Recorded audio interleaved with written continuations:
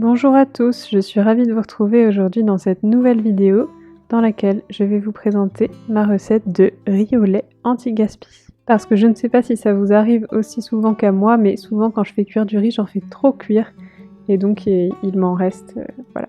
Donc pour cette recette, il nous faudra du riz cuit, du lait ou une boisson végétale de votre choix, le sucre de votre choix, ainsi que de l'arôme vanille ou de l'extrait de vanille naturel.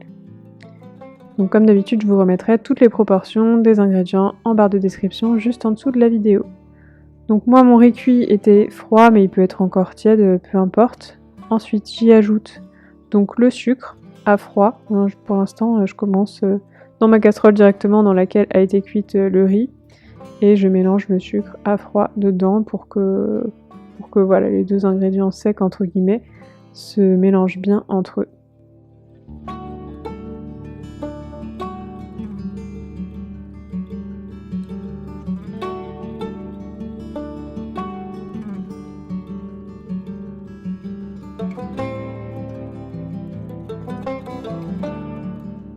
Ensuite, on y ajoute le lait ou la boisson végétale.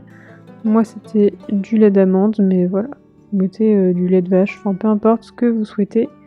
Et une petite cuillerée d'arôme vanille. Je vous remettrai la proportion exacte en barre d'infos parce que je m'en souviens pas là en tête.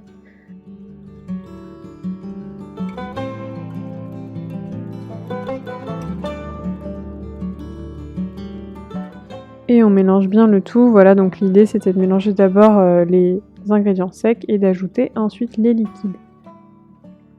Donc je continue toujours de mélanger bien à froid et je vais ensuite faire chauffer le tout, donc à feu doux moyen pour commencer.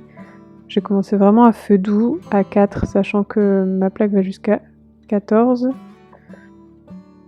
Donc j'avais mis au départ pour 20 minutes, mais c'était pas suffisant, donc j'ai prolongé jusqu'à plutôt 30-35 minutes. Après ça dépend de la cuisson de votre riz au départ. Moi je sais que mon riz était plutôt de type al dente, on va dire entre guillemets. Voilà au niveau de la cuisson, mais si votre riz était bien cuit au départ, peut-être que ça mettra moins de temps et ce sera plus fondant, plus rapidement. Donc on commence par bien mélanger, même en début de cuisson. Voilà, doucement, avec une cuillère en bois, c'est préférable.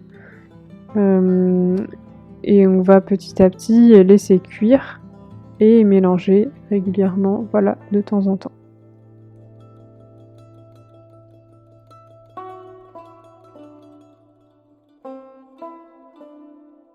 Donc une bonne dizaine à une quinzaine de minutes plus tard, voilà, on commence à voir le riz qui épaissit, le liquide qui s'est un peu évaporé ou qui a été absorbé en partie par le riz, et ça commence à bouillir. Ça commence aussi un petit peu à se détacher du fond de la casserole quand on passe la cuillère. Et ça, donc c'est plutôt bon signe, ça veut dire qu'on se rapproche de la fin de cuisson.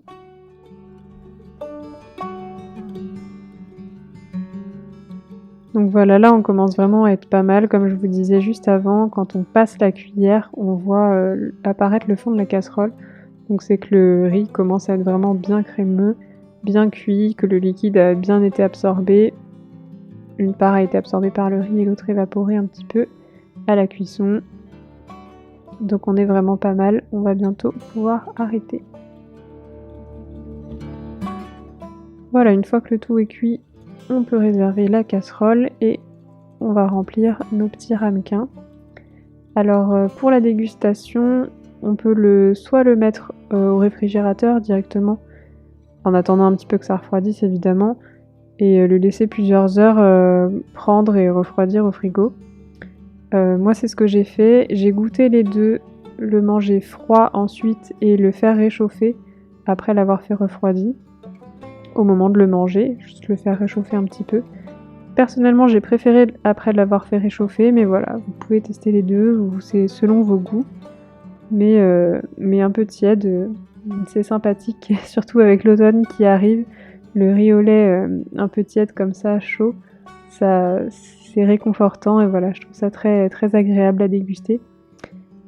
Moi, pour ma part, j'ai ajouté un peu de cannelle par-dessus. mais c'est selon vos goûts. Voilà, on pourrait imaginer par exemple un peu de sucre vanillé ou quelques zestes d'agrumes. Voilà, comme vous le souhaitez. Voilà encore une petite recette sympa de saison. Facile, assez rapide à réaliser avec peu d'ingrédients et en plus anti-gaspi si on peut réutiliser du riz dont on ne savait pas quoi faire et éviter de le jeter tout simplement. Voilà. Voilà, cette recette touche à sa fin, j'espère qu'elle vous aura plu. Si c'est le cas, n'hésitez pas à me le dire en commentaire ou à mettre un petit pouce en dessous de la vidéo. N'hésitez pas bien sûr à vous abonner si vous aimez mes vidéos recettes. En tous les cas, merci beaucoup à vous d'avoir regardé cette vidéo et moi je vous dis à très vite dans une prochaine vidéo.